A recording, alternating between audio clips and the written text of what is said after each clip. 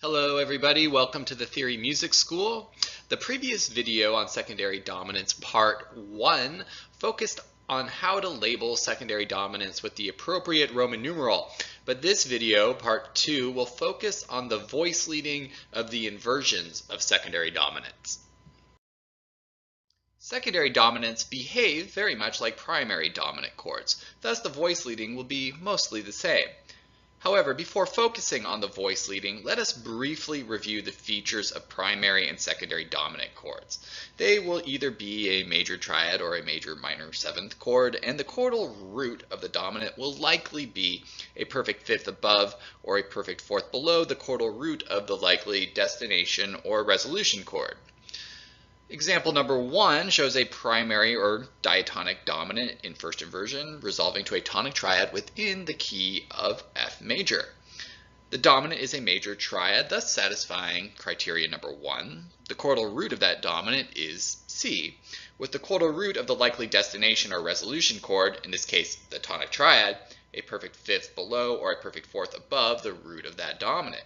A perfect fifth below or a perfect fourth above C is F, thus satisfying the second criteria. Now look at the chromatic chord of example number 2.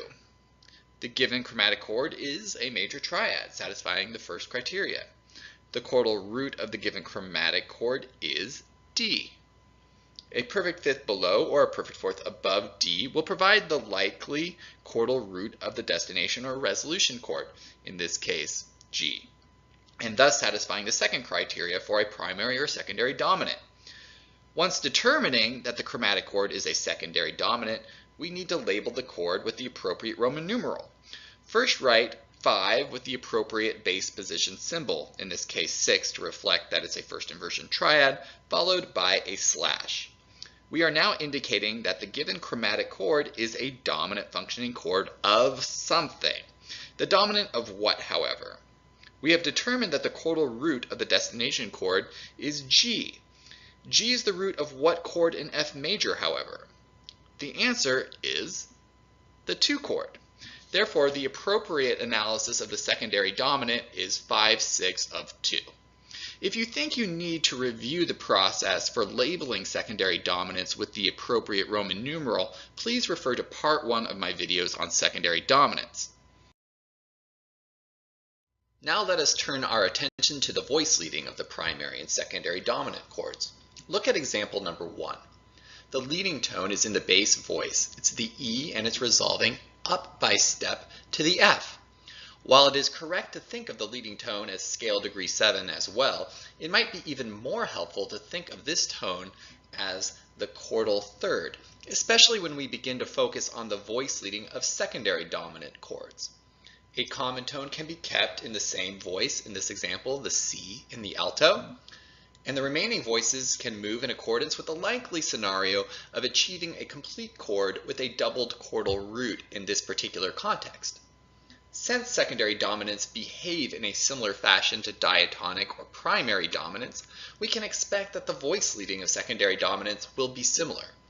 Look at example number 2. It is essentially the same as example number 1, with the primary difference being that each voice is transposed up a whole step or major second. The temporary leading tone is the F sharp, and it resolves up by step to G. You can think of the F sharp as the leading tone of G minor, or you can think of it as G being the chordal root of the destination chord and F sharp being the temporary leading tone to that chord. Or you can think of the temporary leading tone as the chordal third of the secondary dominant. Don't assume that the chordal third will always be a chromatic note of a secondary dominant. Regardless of whether you think of this tone as the temporary leading tone or the chordal third, it will usually resolve up by step. The common tone D is kept in the same voice, the alto, and the remaining voices move in accordance with the likely scenario of achieving a complete chord with a doubled chordal root. Now we will compare the likely voice leading of primary or secondary dominant triads to their likely resolution chords with the voice leading of their seventh chord counterparts, and hopefully illustrate that there is not much difference. Example number 1 and 2 compare the voice leading of a primary dominant triad, the same example from the previous slide in fact, and a dominant seventh chord side by side for the sake of comparison. Focusing on example 2, let us review briefly the voice leading procedures for resolving primary dominant seventh chords in inversion to tonic triads. You can also review these procedures in my video on inversions of dominant seventh chords if you would like to review. But hopefully what I'm about to say will sound familiar. First, resolve the chordal seventh down by step, which in this example, the chordal seventh is the B flat in the tenor voice moving down by step to the A. Next, resolve the leading tone up by step, which in this example is the E in the bass voice moving up by step to F. Then keep the common tone in the same voice, which would be the C in the alto. And finally, move the remaining pitch, the chordal fifth, either up or down by step, depending on the surrounding context. Notice that the voicing of the tonic triads for both examples 1 and 2 are exactly the same. The only difference is how the A, the chordal third of the tonic triad, is approached. The addition of the chordal seventh to the dominant chord creates a tritone with the leading tone and intensifies the resolution through stepwise motion from B flat to A as the diminished fifth between the bass and tenor voices resolves inward to a third to the F and A. The voice leading procedures for resolving secondary dominant seventh chords in inversion will be the same. The only difference really is in terminology. Instead of calling the chordal third of step 2 the leading tone, we will refer to it as the temporary leading tone. Look at example number 4, the 5-6-5 of 2. The chordal seventh is the C in the tenor voice, and it's resolving down by step to the B flat. The temporary leading tone, the chordal third, is the F sharp in the bass voice, and it's moving up by step to G. Next, keep the common tone in the same voice, which is the D in the alto voice. And finally, procedure number 4, the remaining pitch, the chordal fifth, is moving down by step in this context to provide the likely doubled root for the root position 2 chord. Compare the resolution of the secondary dominant seventh chord with example 3, the resolution of the secondary dominant triad. Again, just like in examples 1 and 2, the voicing of the likely resolution or destination chords are the same. Adding the chordal seventh to the secondary dominant creates a tritone with the temporary leading tone and intensifies the resolution through stepwise motion from the C to the B flat, as the diminished fifth between the bass and tenor voices resolves inward to a third. Let us try one more example before you try a few on your own. The given secondary dominant seventh chord is a 5-4-2 of 5 within the key of E minor. It's a major minor seventh chord whose root is the F sharp in the alto voice. There are 2 chromatic pitches in this particular secondary dominant, so don't assume that each secondary dominant would just have one chromatic note. It's in third inversion because the chordal seventh, the E, is in the bass voice, thus the 4-2 bass position symbol.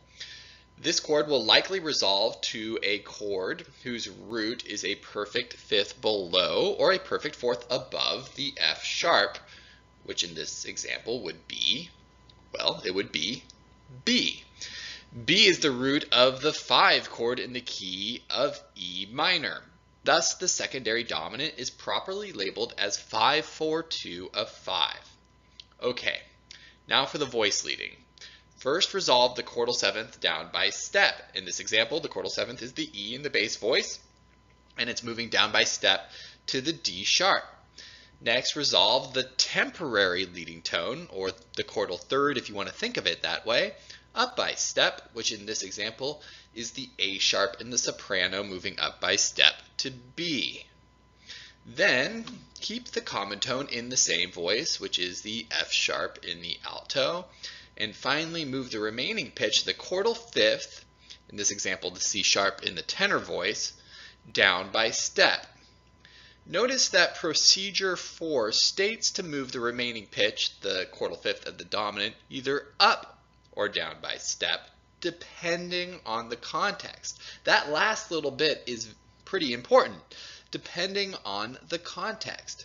Now in this context, I cannot move the C sharp up by step to D sharp, as it would result in an undesirable doubled leading tone, the two D sharps. I want to avoid this. Now try a few examples on your own. First, identify and label the given secondary dominant chords. Then resolve the secondary dominants to their likely destination or resolution chords using the steps outlined earlier in this video. Then provide the Roman numeral for the destination chord. The answers will be discussed in the following video. Thank you very much for watching, and please subscribe to my YouTube channel.